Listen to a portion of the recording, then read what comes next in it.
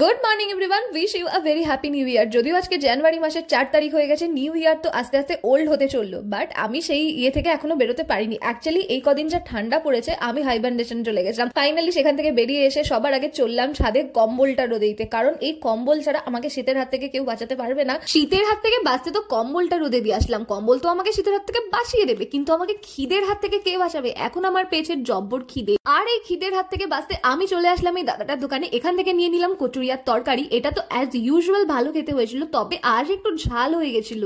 স্নান হয়ে গেছে, আর স্নান সেরে আসতেই মা বললো পুজো করার জন্য, কারণ আজ বৃহস্পতিবার। তো আমি বসে গেলাম পুজো করতে।